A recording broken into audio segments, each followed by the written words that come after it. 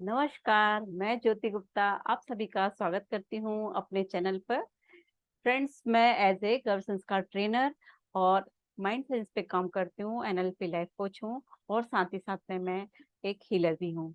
तो आज हम गर्भ संस्कार के एक टॉपिक को लेके आपके साथ में यहाँ जुड़े हैं, जो है मल्टीपल इंटेलिजेंसी का। कैसे हम अपने गर्भस्थ शिशु को यानी कि फीटस को गर्भ में ही सारी क्वालिटीज डाल सकते हैं। इंटेलिजेंसी कितने 8 प्रकार की है मल्टीपल इंटेलिजेंसी। तो जो जैसे 2 हम पहले ले चुके हैं, इंट्रा पर्सनल और इंट्रो पर्सनल। इंट्रा पर्सनल यानी व्यक्ति अपने बारे में जानकारी रखता है या अपने अंदर झांक के देखता है कि मैं कौन हूँ, वो है इंट्रो। और यदि इंट्रा यानी वो पीपल लोगों को समझने की कोशिश करता है, लोगों से जुड़ता है, तो वो है पीपल स्मार्ट। और आज जिस इंटेलिजेंसी की हम बात करने जा रहे हैं वो है म्यूजिकल इंटेलिजेंस। यानी बच्चे को आप म्यूजिक से जोड़ के उसको उसके म्यूजिक से जो फायदे मिलते हैं उनसे उसको जोड़ सकते हो या वैसे गुणों को उसमें समाहित कर सकते हो। और ये भी कहा जाता है ना कि जैसे माँ 9 महीने जिन जिन गुणों को अपनाना चाहती है उन एक्टिविटी को बार बार करे। तो इसका उदाहरण आपको मालूम ही है कि यदि घने जंगल में हम एक बार निकलते हैं तो वो रास्ता बन जाता है, और उसी रास्ते पे बार बार यदि चला जाए तो वो पगडंडी का काम करता है। वैसे ही हमारे माइंड में जो न्यूरॉन्स बन रहे हैं, हमारे माइंड में नहीं, हमारे बेबी के माइंड में जो न्यूरॉन्स बन रहे हैं वो इतने सारे बन रहे हैं। उनमें यदि हमने कोई एक्टिविटी डाली तो वो एक्टिविटी को हम बार बार रिपीट कर रहे हैं, तो वो उसकी न्यूरल पाथवे बन जाता है। न्यूरल पाथवे यानी मेमोरी। मेमोरी यानी आपने अपने गर्भस्थ शिशु को उसको गर्भ उसी समय प्रेगनेंसी के समय ही वो सारी चीजें सिखा दी हैं। तो जिसके लिए आपको उसके जन्म से लेके 18 तक के साल तक जो मेहनत करना पड़ती ना, वो मेहनत नहीं करना पड़ेगी। तो आइए और जानते हैं कि कैसा म्यूजिक हो। तो म्यूजिक होना चाहिए। म्यूजिक सुनाना पहले क्यों जरूरी है? म्यूजिक का आपने देखा होगा कि चाहे वो कृष्ण भगवान है उनके हाथ में बांसुरी रहती है, और यदि आपने सरस्वती माँ को देखा है तो उनके हाथ में वीणा रहता है, और शंकर भगवान है उनके हाथ में भी इंस्ट्रूमेंट होता है।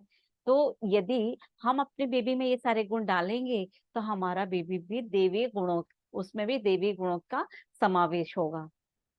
और आपने तानसेन के बारे में सुना है, जो शास्त्रीय संगीतज्ञ तानसेन, जब वो दीप राग छेड़ते थे तो सारे दीपक प्रज्वलित हो जाते थे, सारे दीपक प्रज्वलित हो जाते थे। और जब वो मेघ मल्लार राग छेड़ते थे तो बारिश होने लगती थी। तो ये कैसे होता था? ये सिर्फ म्यूजिक का ही प्रभाव था कि ये सब होता था। और जब बच्चे को आप ये सब सिखा रहे हो तो आपको अब लग रहा होगा कि आपको कैसा म्यूजिक सुनाना है। आपको अपने बेबी को ऐसा म्यूजिक सुनाना है जो स्लो हो और सूदिंग हो, चाहे वो नाद के रूप में हो या इंस्ट्रूमेंटल हो या फिर कर्णप्रिय होना चाहिए। सिंपल भाषा में यदि हम समझे तो जो हम बच्चे को गर्भस्थ शिशु को सुना रहे हैं वो म्यूजिक कर्णप्रिय होना चाहिए। कर्णप्रिय होना चाहिए जिससे, क्यों होना चाहिए? क्योंकि जो आप सुन रहे हो अभी बेबी कहाँ है? माँ के गर्भाशय में जो गर्भ जल है उसके अंदर है। अब गर्भ जल का साउंड के प्रति फ्रिक्वेंसी बहुत ज्यादा होने की वजह से जब हम म्यूजिक सुनाते हैं, धीरे आवाज में सुनाते हैं, तो उसको बहुत अच्छा लगता है। लेकिन यदि उसको थोड़ा तेज म्यूजिक सुनाया जैसे कि डीजे वगैरह, तो वो वहां जाके वो आवाज और ज्यादा बढ़ जाती है। फ्रिक्वेंसी साउंड के प्रति वाटर के प्रति साउंड की फ्रिक्वेंसी ज्यादा होने की वजह से वो साउंड और तेज सुनाई देता है। तो वो उसको कर्णप्रिय नहीं होता है, बहुत बुरा लगता है उसको कि ये क्या बज रहा है इतना। कि जैसे हम भी सुने ना कि जब हमारे एकदम कान के पास में कोई म्यूजिक लगाता है, भले भी अच्छा है लेकिन बहुत तेज लगा दिया या डीजे के उसमें लगा दिया, तो कैसे कान एकदम ऐसे हम बंद करने लगते हैं। लेकिन आप बताइए कि आपके फीटस के पास में अभी वो ऑप्शन है? नहीं है। वो मदर को ही करना, चॉइस करना, कॉन्शियसली चॉइस करना होगा कि वो सॉफ्ट और स्मूथिंग म्यूजिक सुनाए। अपने शिशु को।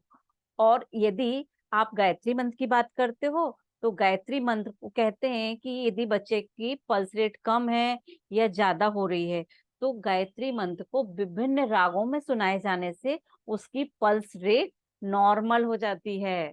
ये म्यूजिक का प्रभाव है। तो ये एक नादयोग है जो शाम को सुना जाए तो वो बच्चे के लिए बहुत प्रभावी होता है। वो नादयोग की लिंक इसी वीडियो के डिस्क्रिप्शन में आपको मिलेगी। आपको ध्यान मुद्रा में बैठ के वो म्यूजिक सुनना है। उसमें बांसुरी और तबले की ध्वनि है जो पूरे रिसर्च के बाद में उसमें ऐड की गई है, जिससे कि आप एकदम मंत्रमुग्ध हो जाते हैं। और उसमें जो एक रिलैक्स मिलता है, वो उसको महसूस करना है। तो आपको जब संगीत सुनते हो तो फायदे क्या क्या होते हैं? सबसे पहला तो बेबी के साथ में मदर की बॉन्डिंग स्ट्रांग होती है। दूसरा, उसका मेंटल और इमोशनल इंटेलिजेंस भी बढ़ता है। वो इमोशनल और मेंटल हेल्थ बढ़ती है, उसकी अच्छी होती है। क्यों? क्योंकि जब आप संगीत सुन रहे हो और वो कनेक्शन बढ़ रहा है, तो न्यूरॉन्स की प्रोडक्टिविटी बढ़ रही है। देखिए, यदि न्यूरॉन्स बेबी के बन रहे हैं, तो ये तो भगवान ने एक उसके लिए बना के भेजा है कि वो इतने ने महीने में इतने न्यूरॉन्स बनेंगे। लेकिन एज ए मदर, मदर की क्या ड्यूटी है? माना कि आपके मदर ने आपको बहुत सारे क्लॉथेस ला के दिए, ड्रेसेस ला के दिए, और आपने उनको कवर्ड में रख दिया, उनको यूज ही नहीं किया, तो वो किस काम के हैं? ऐसे ही जब न्यूरॉन्स बन रहे हैं लेकिन न्यूरॉन्स को यूज नहीं किया जा रहा, तो उनके होने और ना होने का कोई मतलब ही नहीं। और थोड़े दिन बाद वो न्यूरॉन्स पूरे ड्रेन आउट हो जाते हैं। तो यदि किसी एक्टिविटी के माध्यम से उन न्यूरॉन्स को यूज किया जाए, तो उनके बीच में जो मेमोरी और उनके बीच में जो कनेक्शन बन जाता है, तो उसकी वजह से बच्चे के अंदर वो मेमोरी इंस्टॉल हो जाती है। तो ये म्यूजिक के फायदे हैं कि उसकी प्रोडक्टिविटी बढ़ेगी, उसकी इमोशनल हेल्थ बढ़ेगी, उसकी मेंटल हेल्थ बढ़ेगी। और इस तरीके से आप अपने गर्भस्थ शिशु को उन्हीं 9 महीनों में बहुत ही शार्प माइंडेड बना सकते हो। उसमें और कौन कौन से गुण आएंगे?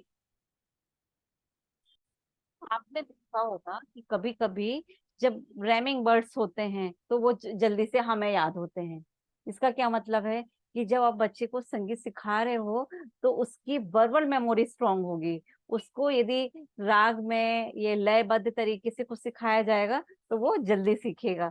तो एक ये भी फायदा है संगीत का।